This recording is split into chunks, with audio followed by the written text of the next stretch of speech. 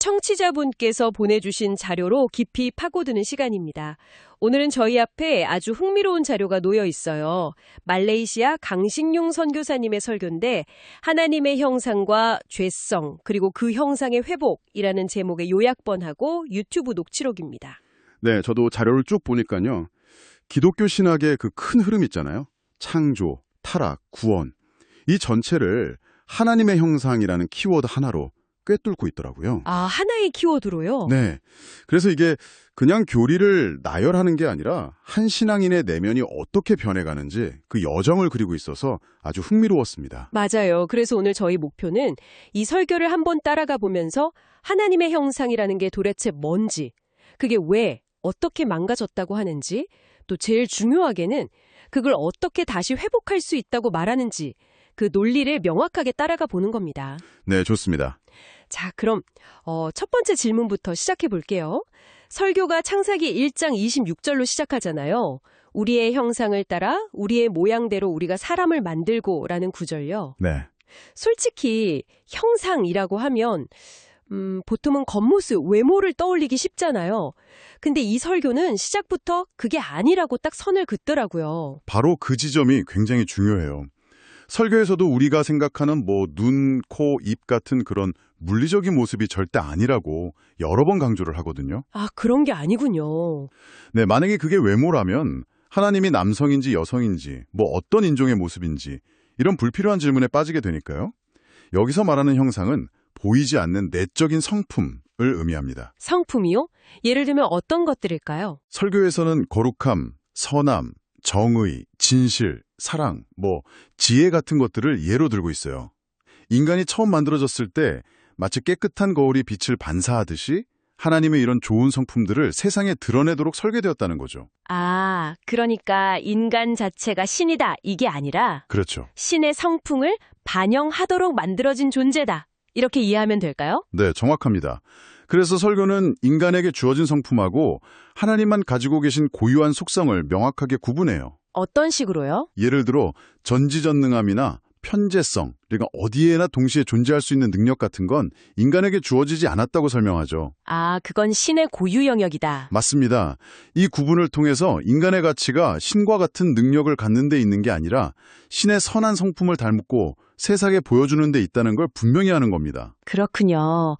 그럼 인간의 원래 설계도는 하나님의 선한 성품을 반영하는 거의 완벽에 가까운 존재였다는 건데 지금 우리 세상이나 우리 자신만 봐도 어딘가 단단히 고장난 게 분명하잖아요. 그렇죠. 이 고장의 원인을 설교는 어디서 찾고 있나요? 역시 예상하신 대로 죄에서 찾습니다.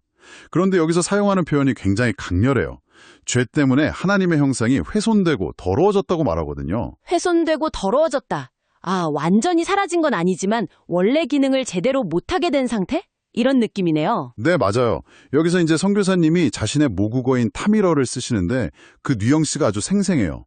녹취록을 보니까 시타 인두포이, 그러니까 파괴되고 또 알루카가 카나파독이라도 더러워졌다는 표현을 반복해서 쓰시더라고요. 오, 반사하지 못하고 오히려 왜곡된 상을 비추게 된 것과 같은 상태를 말하는 거죠. 그 결과 하나님과의 관계도 끊어졌다. 이렇게 이어지는 거고요. 네, 그래서 인간 스스로의 힘으로는 이 관계를 회복할 수 없는 상태에 이르렀다고 설명합니다. 여기서 정말 흥미로운 지점이 나오는 것 같아요.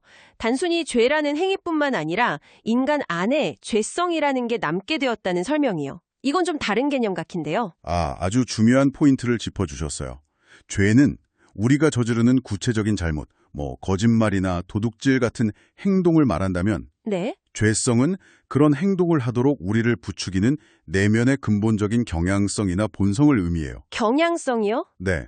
설교에서는 이 죄성이 너무 강력해서 인간이 자신의 의지만으로는 하나님의 뜻대로 살 수 없는 일종의 노예 상태가 되었다고까지 표현합니다. 잠깐만요. 그건 좀, 내 의지로는 선하게 살 수 없는 상태라뇨. 그럼 자유의지는 어디로 간 거죠? 설교나 이 부분은 어떻게 설명하나요? 좋은 질문이에요. 설교의 논리는 이렇습니다. 처음에는 자유의지를 잘못 사용해서 죄를 선택했지만 그 결과로 생긴 죄성이라는 바이러스가 이제는 시스템 전체를 장악해버렸다는 거예요. 아, 스스로 통제할 수 없는 상태가 된 거죠. 마치 처음엔 호기심에 중독성 약물에 손을 댔지만 나중에는 자기 의지와 상관없이 약물에 끌려가는 상태와 비슷하다고 볼 수 있어요. 그렇군요. 그래서 어떻게 하면 이 훼손된 형상을 회복할 수 있는가? 이 질문이 설교의 핵심 과제로 넘어가게 되는 겁니다. 알겠습니다. 상황이 꽤 심각하네요. 스스로 고칠 수 없는 고장, 스스로 끊을 수 없는 중독 상태. 듣기만 해도 좀 절망적인데요. 그렇죠. 그럼 이 설교는 어떤 해결책을 제시하나요? 이 망가진 형상을 회복할 방법은 대체 뭘까요? 설교는 아주 명확하게 두 단계의 회복 과정을 제시합니다. 첫 번째 단계는 바로 예수 그리스도를 통한 죄의 용서입니다. 죄의 용서요? 이게 구체적으로 어떻게 형상 회복의 시작이 되는 거죠? 설교에 따르면 예수가 인간의 죄값을 대신 치르는 속죄 제물이 되셨다는 거예요. 이걸 믿는 순간 죄 때문에 끊어졌던 하나님과의 관계가 다시 연결된다는 겁니다. 아, 깨진 거울 조각을 다시 붙이는 것처럼요? 네, 그렇죠. 이게 바로 형상회복의 첫걸음이자 가장 중요한 전제조건이라고 설명합니다. 관계가 회복되었다. 근데 여기서 문제가 다 해결된 것 같진 않아요. 아까 죄성이라는 근본적인 경향성은 여전히 남아있다고 했잖아요. 네, 관계는 회복되었을지 몰라도 내 안에서 계속 나쁜 행동을 하도록 부추기는 그 본성은 그대로인 거 아닌가요? 그럼 결국 똑같은 실수를 반복하게 될 텐데요. 정확히 보셨어요. 바로 그게 이 설교가 강조하는 두 번째 단계의 필요성입니다. 죄는 용서받았지만 죄성은 여전히 우리 안에 남아있죠. 네. 그래서 관계 회복만으로는 불완전하고 내면의 성품을 실질적으로 변화시킬 두 번째 동력이 필요하다고 말하는 겁니다. 그 두 번째 동력이 바로 성령이군요. 네, 맞습니다. 설교는 에스겔서랑 요한복음을 인용하면서 성령의 역할을 아주 비중 있게 다뤄요. 성령은 신자들이 하나님의 뜻대로 살아갈 수 있도록 내면에서 돕는 조력자 혹은 카운슬러 같은 존재라는 거죠. 조력자요? 네. 여기서도 제트라발랄라나, 즉 보혜사, 위로자라는 타미르 단어를 쓰는데 고아처럼 버려진 우리를 돕기 위해 오신 분이라는 의미를 담고 있어요. 성령이 구체적으로 어떤 역할을 하길래 그 인간의 의지로는 이길 수 없다는 강력한 죄성을 다룰 수 있다는 걸까요? 설교에서는 크게 세 가지 역할을 제시합니다. 첫째, 하나님의 말씀, 그러니까 삶의 매뉴얼을 제대로 깨닫게 해준다는 거고요. 네. 둘째, 무엇이 옳고 그른지 분별할 수 있는 지혜를 준다고 해요. 그리고 셋째, 이게 가장 중요한 역할인데 죄의 유혹을 이길 수 있는 실질적인 힘을 공급한다는 겁니다. 힘을요? 네, 갈라디아서 5장 16절을 인용하면서 이건 우리의 의지력 싸움이 아니라 성령의 능력을 의지하는 싸움이라는 걸 강조하죠. 아, 그러니까 정리를 좀 해보면 예수 그리스도를 믿는 건 깨진 관계를 회복하는 자격을 얻는 것과 같고 그렇죠. 성령은 그 회복된 관계 안에서 실제로 내면의 성품, 즉 훼손된 하나님의 형상을 복원해 나가는 실질적인 작업을 하시는 분이다. 이런 거네요. 완벽한 정리입니다. 그래서 설교는 이 과정을 성화라고 부르면서 이게 단 한 번의 이벤트로 끝나는 게 아니라 평생에 걸친 믿음의 과업이라고 규정해요. 평생에 걸친 과업이라 어떻게 보면 끝이 없는 싸움처럼 들려서 좀 지치게 느껴질 수도 있을 것 같아요. 언제쯤이면 이 죄성에서 자유로워질 수 있나 이런 생각이 들 수도 있고요. 충분히 그렇게 느낄 수 있죠. 하지만 설교는 그 관점을 조금 다르게 제시해요. 목표가 완벽한 상태에 도달하는 것이 아니라 지속적으로 변해가는 과정 자체에 있다는 겁니다. 과정 자체요. 긴 여정을 포기하지 않도록 돕는 두 가지 구체적인 도구를 제시하는데 그게 바로 하나님의 말씀과 기도입니다. 아, 말씀과 기도. 네, 디모데전서 4장 5절을 통해서 이 두 가지가 성령의 도우심을 받아 우리 자신을 계속 성찰하고 변화시키는 핵심 수단이라고 설명하죠. 그렇군요.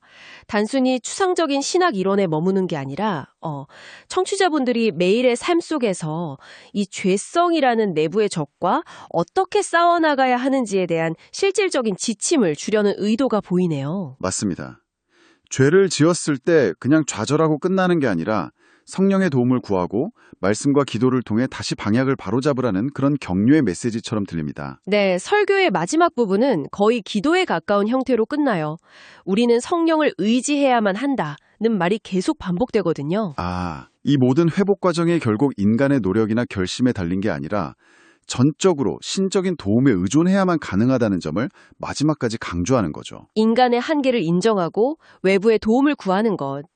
그것이 바로 회복의 시작이자 과정 전체를 이끌어가는 핵심 원리라는 겁니다. 오늘 강신용 선교사의 설교를 통해 하나님의 형상이라는 개념이 어떻게 시작되고 훼손되고 또 회복되는지에 대한 긴 여정을 따라와 봤습니다. 네. 하나님의 선한 성품을 반영하도록 창조된 인간이 죄로 인해 그 형상이 일그러졌고 그리스도를 통해 관계 회복이라는 첫발을 뗀 뒤 성령의 도움으로 평생에 걸쳐 그 원래 모습을 되찾아가는 이야기였네요. 여기서 한 가지 더 깊이 생각해 볼 만한 질문이 남는 것 같아요. 어떤 걸까요? 오늘 우리가 다룬 설교는 내적인 성품의 회복에 굉장히 집중하고 있잖아요.